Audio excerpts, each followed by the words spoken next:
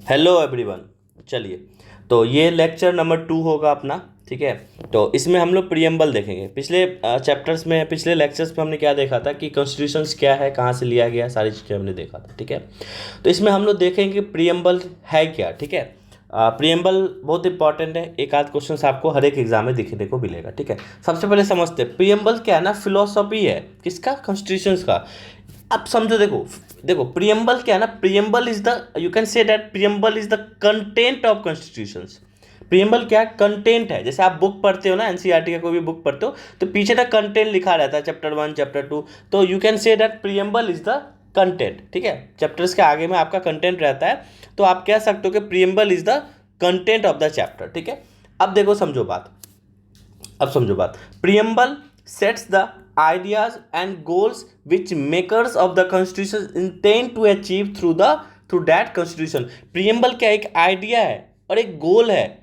उसको किसने किसने बताया? ये इंटेंशन किनका था? जिन्होंने कॉन्स्टिट्यूशन को मेक किया, उनका इंटेंशन था कि कॉन्स्टिट्यूशन के थ्रू हम क्या अचीव करना चाहते हैं। What will be the output of the constitution, that is called preamble. Preamble is the mirror image of constitution, you can say that. ठीक है, अब समझो मेरी बात। प्रियम्बल क्या है आपको बिल्कुल याद करने की जरूरत नहीं है। आपको इसमें ये ध्यान पे रखना है, जो टेक्स्ट है ना अपना प्रियम्बल का, आपको ये जो जितने भी डार्क है ना वर्ड, वो आपको ध्यान पे रखना है, क्योंकि ये डायरेक्टली पूछे जाते हैं this word is from the preamble और नॉट, और आपको बिल्कुल कंफ्यूज किया जाएगा। ठीक है, जब हम क्वेश्चंस का सेशन देखेंगे तब वहां पे देखेंगे। अब समझो, we the people of India, who is the people of India? They will the citizens of India, and citizens will the next chapter होगा, हमारा नेक्स्ट चैप्टर होगा। ठीक है, तो we the people of India, तो we the people of India का मतलब क्या होता है? ये कौन है? ये सोर्स ऑफ कॉन्स्टिट्यूशन है, ये लिखना साथ ही साथ। We the people of India क्या है? सोर्स ऑफ कॉन्स्टिट्यूशन है। कॉन्स्टिट्यूशन का सोर्स क्या है? अगर एग्जाम में पूछा जाएगा तो आप बता सकते हो कि we the people of India is the source of the constitution. ठीक है, नेक्स्ट क्या? देखो जितने भी ये sovereign, socialist, secular, democratic republic and to secure all its citizens. देखो ये जो टर्म्स है ना, ये क्या मतलब रखता है? ये क्या नेचर बताता है। ठीक है, नेचर बताता है कि क्या नेचर होगा, स्टेट का क्या नेचर होगा। हमारा डेमोक्रेटिक रिपब्लिक है, हमारा सोशलिस्ट स्टेट है, हमारा सेकुलर स्टेट है, हमारा सॉवरेन स्टेट है। इस बात को समझिए, सारे वर्ड को हम लोग डिफाइन करेंगे आगे, लेकिन आप समझो इस चीज को। बाकी जितने भी टर्म्स है, जैसे जस्टिस हो गया, लिबर्टी हो गया, जस्टिस किस चीज का? सोशल का, इकोनॉमिक का, पॉलिटिकल का। हमें किस चीज का जस्टिस चाहिए? We have justice of social, economics, political, because we the people of India, we are from the India. ठीक है, इसलिए हमारे पास इस चीज का जस्टिस है। लिबर्टी क्या होना चाहिए? थॉट का, एक्सप्रेशंस का, बिलीफ का हमारे पास लिबर्टी होना चाहिए, फेथ होना चाहिए, वर्शिप होना चाहिए। ये सब लिबर्टी बताता है। इक्वालिटी क्या होना चाहिए? इक्वालिटी ऑफ स्टेटस, सारे लोगों का इक्वालिटी स्टेटस है। एंड ऑफ अपॉर्चुनिटी, सबको इक्वल जॉब मिलना चाहिए, इक्वल अपॉर्चुनिटीज जॉब में मिलना चाहिए। And to promote among all of them. ठीक है, ऑल देम ऑल। ठीक है, ये सब जो है चीजें, जस्टिस हो गया, फेटर्निटी हो गया, ये सब जो टर्म्स आप देख रहे हो बच्चों, ये क्या है? ये आपको डिसाइड करता है this is the objective of the constitution. ये कॉन्स्टिट्यूशन का ऑब्जेक्टिव है। जैसे आपको बताया जाता है ना, what is the objective. Objective मतलब उसका क्या मेन रीजन है।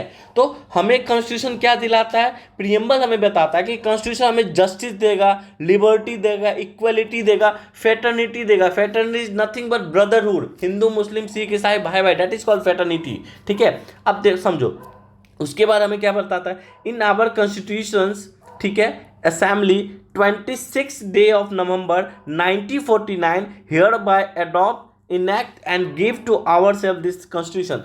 अब समझो, यहाँ पे एक चीज आपको समझना पड़ेगा। अगर आपको याद होगा, अगर आपने हिस्ट्री में पढ़ा होगा, तो हमने 26 जैन 1932 को नेहरू जी के द्वारा पूर्ण स्वराज की बातें की गई थी। दैट इज कॉल्ड पूर्ण स्वराज। ठीक है, पूर्ण स्वराज। हम लोग हिस्ट्री का भी सेशन देखेंगे, इसका भी देखेंगे, डोंट वरी अबाउट दैट। ठीक है, ये पूर्ण स्वराज की बात है। ठीक है, पूर्ण स्वराज की जब हम बात कर रहे थे, लेकिन हमने कॉन्स्टिट्यूशंस को बना लिया। कब बना लिया हमने?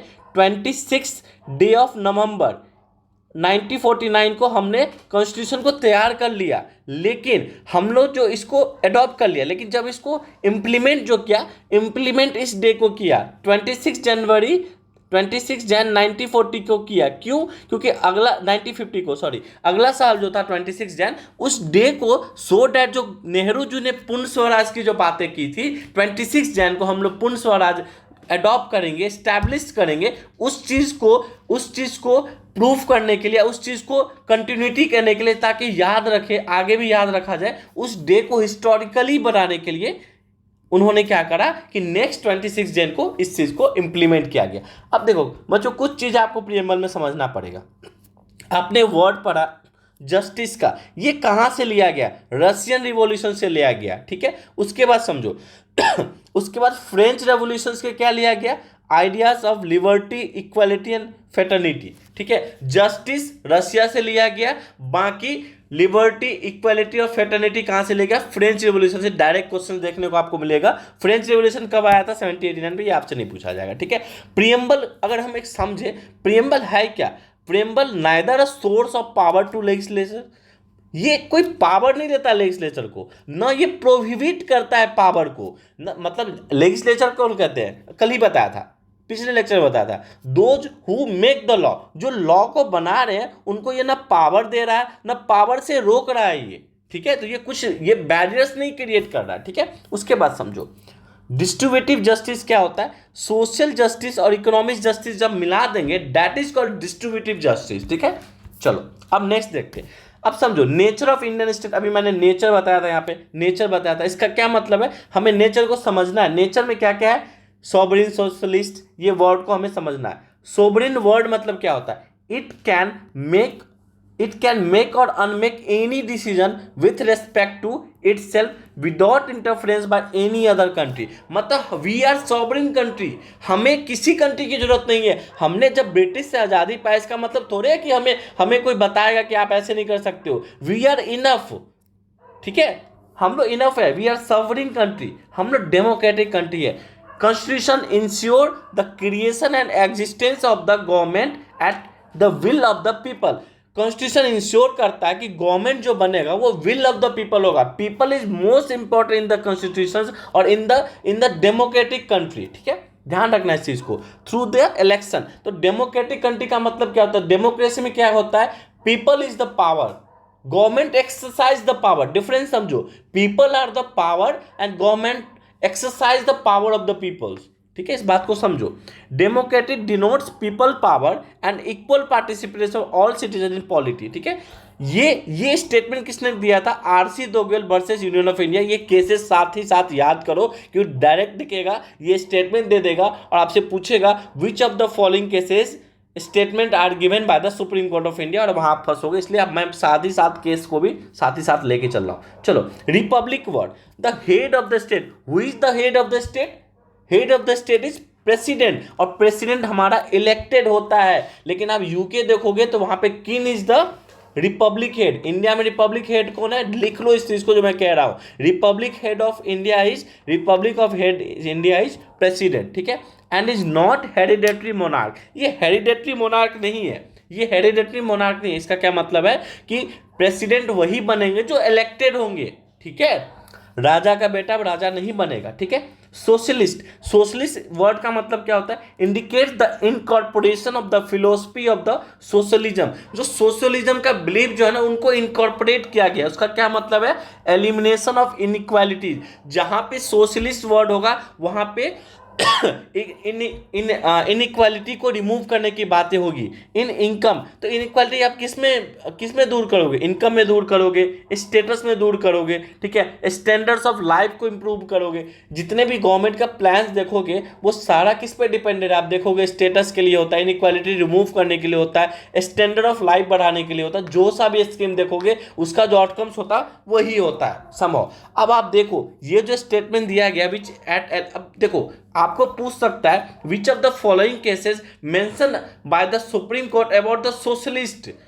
अगर ये वर्ड पूछ दिया ना आपसे तो आपको पता होना चाहिए कि डीएस नाकारा versus union of India case 1983 में इस चीज को वर्ड को मतलब सोशलिस्ट वर्ड को मेंशन किया गया था, ठीक है। उसके बाद हमने पिछला केस कौन सा देखा? आरसी दोगेल, उसमें डेमोक्रेटिक वर्ड के बारे में सुप्रीम कोर्ट ने स्टेटमेंट दिया था। ये साथ ही साथ पूछे जाते हैं। अब ये सेकुलर वर्ड, उससे पहले समझो जो हमारा social socialism, secular, integrity, we are integrity, हम लोग जुड़े हुए हैं। ये वर्ड जो है ना 42nd कॉन्स्टिट्यूशनल अमेंडमेंट 1976 एक्ट के थ्रू ये तीनों वर्ड जो है ना, ये तीनों वर्ड कहाँ ऐड किया गया, ये तीनों वर्ड ऐड किया गया कॉन्स्टिट्यूशन में, प्रीएम्बल में। तो मतलब ऐसा नहीं था कि जब 1976 से पहले हम सेकुलर नहीं थे, हम लोग क्या थे ना, हम लोग मेंशन नहीं था ये वर्ड, लेकिन हम लोग थे सेकुलर, ठीक है, समझ गए। तो ऐसा नहीं है कि सेकुलर नहीं थे, सेकुलर हम लोग थे, ठीक है। ये तीनों वर्ड याद रखना, आपसे पूछा जा सकता है which of the following terms या विच ऑफ द फॉलोइंग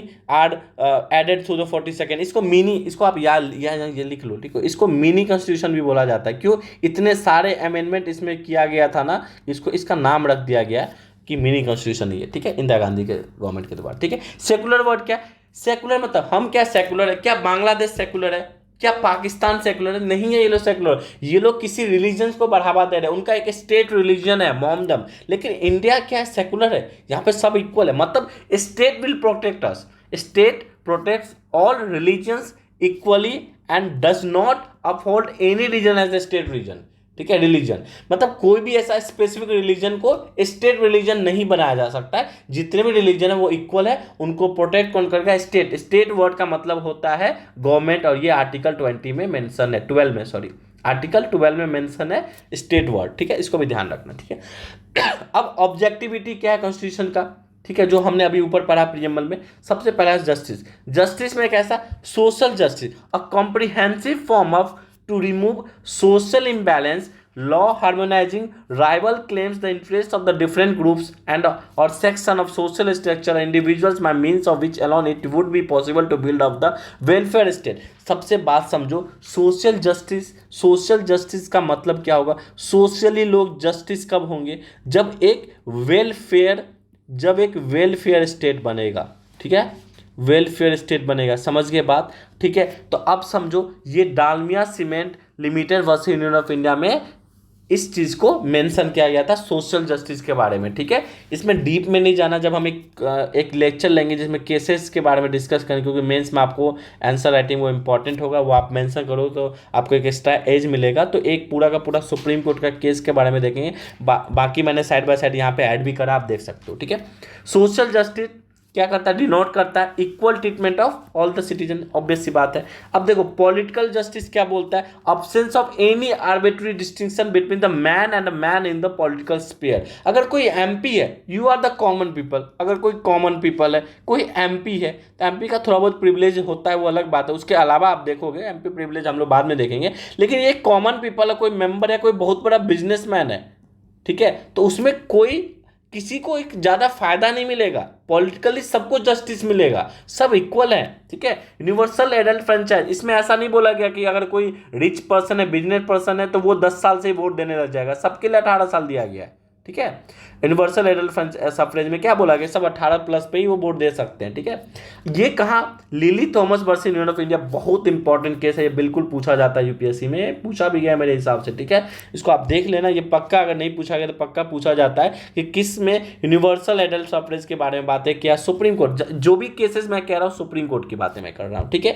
उसमें किस केसेस में पॉलिटिकल जस्टिस का बात किया, तो आप ये केस याद रख सकते हो। आरपीए एक्ट क्या बोलता है? मैं आरपीए सीआरपी सब मैं बताऊंगा आपको। आरपीए क्या होता है? 1951, आरपीए मतलब रिप्रेजेंटेशन ऑफ पीपल एक्ट, ठीक है, इलेक्शन जैसे होता है। उसका सेक्शन 8(4) क्लॉज जो है, gives 3 month description for the reappeal to the higher court which takes decades of time to give the justification. मैं बताता हूँ इसका मतलब क्या होता है, समझो। अगर कोई एमपी है, मेंबर ऑफ पार्लियामेंट, उसने कोई क्राइम किया, कुछ भी करा, ठीक है, वो क्या करता था? रीअपील कर देता था, रीअपील करता था, उसको 3 मंथ जो है ना डिस्टिंक्शन मिल जाता था। अब 3 महीना देखो, अनलेस अनटिल आप पे कोई प्रूफ नहीं हुआ कि आप गिल्ट हो, तो आप गिल्ट हो ही नहीं इंडिया में, ठीक है। तो रीअपील जब हुआ तो उसको तो सिंपल सा बात है, रीअपील मिल गया, 3 महीने का डिस्टिंक्शन मिल गया, फिर वो टाइम ले रहा, सालों साल हो जा रहा है, ठीक है। उसके कारण क्या हो रहा है? वो फिर से एमपी बन जा रहा है, ठीक है, फिर से एमपी बना। इलेक्शन कमीशन कैसे हटाएगा? जब तक इलेक्शन कमीशन के पास कोर्ट का वर्डिक्ट नहीं आएगा, वो इसको रिमूव नहीं कर सकता है,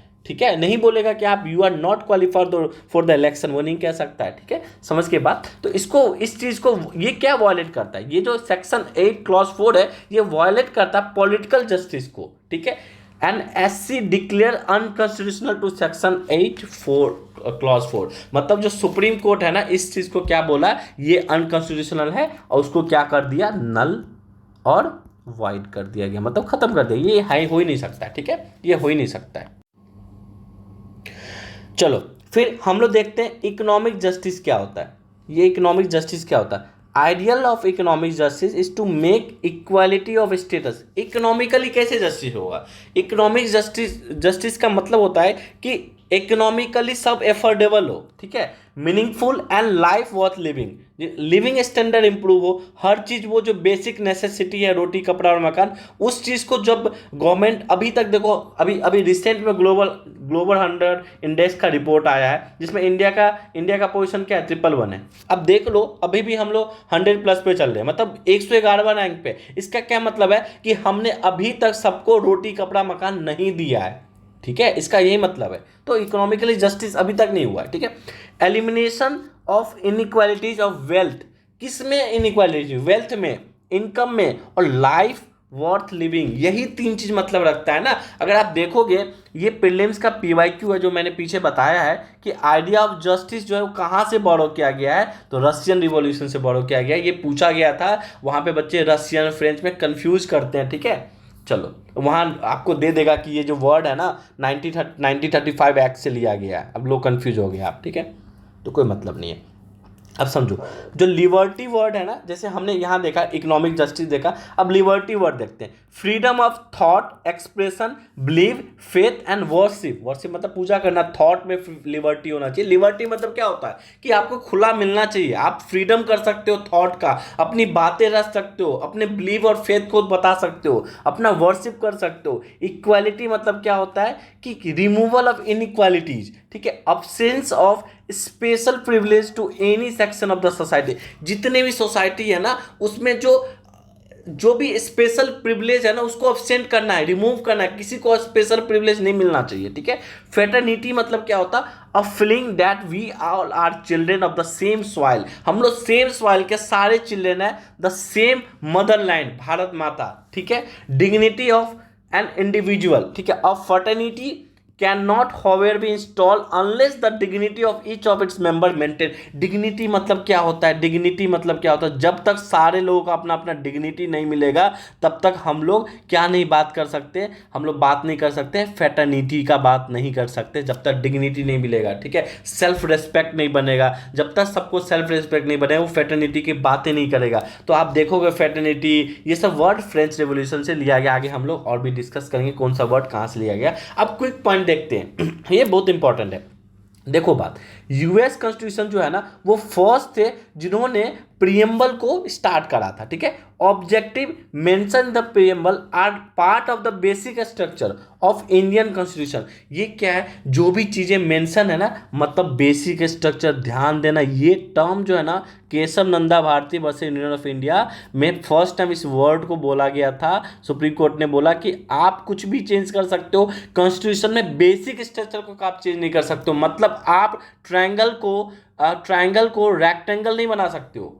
अगर मान लो हमारा कॉन्स्टिट्यूशन, आसान भाषा में समझो, अगर हमारा कॉन्स्टिट्यूशन किसी ट्रायंगल पे खड़ा है, तो आप कल को जाकर रेक्टेंगल पे नहीं खड़ा कर दोगे। Triangle is the basic structure, किसी घर का बेसिक स्ट्रक्चर होता है, उसको आप चेंज नहीं कर सकते हो। मतलब ये हो रहा है यहाँ पे, ये बात हो रहा है कि प्रीएम्बल में जितने भी पार्ट मेंशन है, preamble are part of the basic structure. Preamble खुद एक बेसिक स्ट्रक्चर का पार्ट है। कल को एक क्वेश्चन आ गया और एक स्टेटमेंट दे दिया, is preamble is the part of constitution, तो वो है, preamble is the basic part, ठीक है, basic structure. Preamble basic structure को बिल्कुल सपोर्ट करता है, ठीक है। तो सीधा लिखा, objective mention the in the preamble are the part of the basis of the Indian constitution, ठीक है। प्रीएम्बल्स क्या करता है? Preambles aid the legal interpretation of the constitution where language is found to be ambiguous। मतलब preamble aid क्या करता है? Legal interpretation को ऐड करता है, ठीक है। चलो, preamble by itself is not enforceable in a court of law। मतलब ये इन्फोर्सेबल नहीं है। आप जाके कोर्ट में ये नहीं कह सकते कि preamble के कारण ये प्रॉब्लम हो रहा है, तो ये इन्फोर्सेबल नहीं है कोर्ट ऑफ लॉ को। आप नहीं बता सकते प्रीएम्बल का ये चीजें नहीं किया जा रहा है, ठीक है। You can not, this is not enforceable, ये वर्ड ध्यान पे रखना, ठीक है। Preamble was also enacted by the constituent assembly. इसको जो कॉन्स्टिट्यूएंट असेंबली थे जिन्होंने कॉन्स्टिट्यूशन को अडॉप्ट करवाया था, कॉन्स्टिट्यूशन के मेकर्स से they all are constituent assembly, ठीक है। After the rest of the constitution was already enacted last day, मतलब सिंपल सा बात है, कॉन्स्टिट्यूशन असेंबली के जो मेंबर्स थे उन्होंने कॉन्स्टिट्यूशन बनाया, उन्होंने क्या किया, पहले कॉन्स्टिट्यूशन बनाया, उसके बाद लास्ट में प्रियम्बल बनाया, ठीक है, लास्ट में प्रियम्बल बनाया। इस बात को ध्यान पे रखना। ऐसा नहीं कि आप बोलोगे क्वेश्चन में आ गया कल को जाके कि preamble was first drafted then constitution is drafted, तो ये गलत हो जाएगा, पहले कॉन्स्टिट्यूशन ड्राफ्ट हुआ, ठीक है। अब समझो ये रिसेंट का केस है, ठीक है, रिसेंट का केस है। केस क्या कह रहा है, के.एस. पुट्टास्वामी 2017 का केस है। इसमें ये बोला गया कि right to privacy is the fundamental right. ये ध्यान पे रखना, मैं एक सीरीज कराऊंगा जिसमें बहुत सारे होगा, जिसमें आपको इसमें आजकल पूछे जाते हैं, कोई एक टर्म दे दिया राइट टू प्राइवेसी, क्या वो आर्टिकल 21 का है, क्या आर्टिकल 19 का है, तो इसमें कंफ्यूजन नहीं होना। ये मैं अलग से सीरीज बताऊंगा जिसमें मैं आपको मेंशन करके बताऊंगा, ठीक है। तो आपको यहाँ पे ये ध्यान पे रखना है कि जो किस केस में आपको right to privacy fundamental right की बात किया गया था, तो के.एस. पुट्टास्वामी का केस है, ठीक है। अब समझो, अब 3 केस समझो जो प्रियम्बल से रिलेटेड है।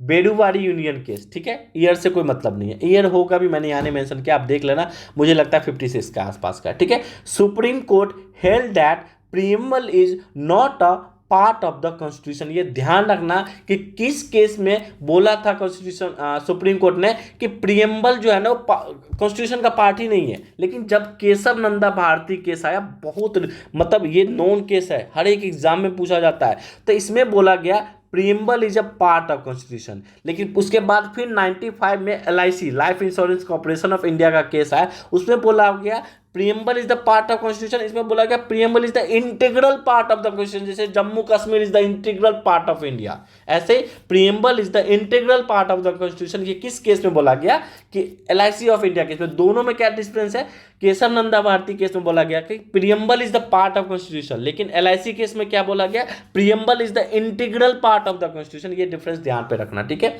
अब समझो बात, इक्वालिटी 3 तरह का होता है, ये आपको कहीं नहीं देखने को मिलेगा, आप ध्यान से देखो।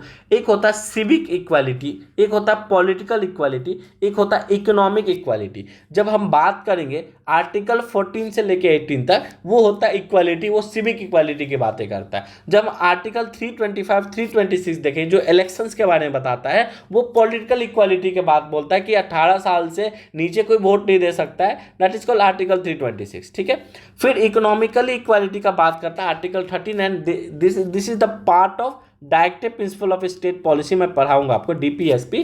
और ये क्या बोलता है, ये इक्वल अपॉर्चुनिटी के बारे में बात करता है कि स्टेट मतलब गवर्नमेंट इक्वल अपॉर्चुनिटी सबको देगा, तो हो गया ना इकोनॉमिक इक्वालिटी, ठीक है, ध्यान पे रखना, ठीक है। जो वर्ड फेटर्निटी है वो आर्टिकल 51A में मेंशन है, ब्रदरहुड, मतलब हम जो जितने भी है ना, मेनली क्या है 51A क्या है, फंडामेंटल ड्यूटीज है, FD है फंडामेंटल ड्यूटीज। एक FR होता है, FR हम लोग शॉर्टकट लिखते हैं फंडामेंटल राइट्स, एक होता है फंडामेंटल ड्यूटीज। तो फंडामेंटल ड्यूटीज 51A को बोला गया है। फंडामेंटल राइट्स कहाँ से कहाँ तक, आर्टिकल 12 से लेकर आर्टिकल 35 तक, ये अलग चैप्टर हम लोग देखेंगे। फिर भी नॉलेज के लिए आप ध्यान रखो कि आर्टिकल 12 से लेकर आर्टिकल 35 तक जो है ना, वो क्या बातें करता है, क्या करता है फंडामेंटल राइट में। उस 12 में 14 से 18 तक जो होता है वो इक्वालिटी की बातें करता है, वो इक्वालिटी की बातें करता है, सिविक इक्वालिटी की बातें करता है। तो हमारे दोस्तों ये लेक्चर 2 था, आई होप आपने एंजॉय किया होगा। अब हम लोग नेक्स्ट सीरीज में मिलेंगे, या तो हम लोग सिटीजनशिप लेके आएंगे, या फिर हम लोग मेजोरिटी जो भी जितने भी मेजोरिटी होते हैं, सिंपल मेजोरिटी, उसके बाद स्पेशल मेजोरिटी, उसकी बातें हम लोग करेंगे। तो आज ये लेक्चर है, आज के लिए इतना ही, बाकी हम लोग मिलते हैं नेक्स्ट क्लास में। Thank you everyone.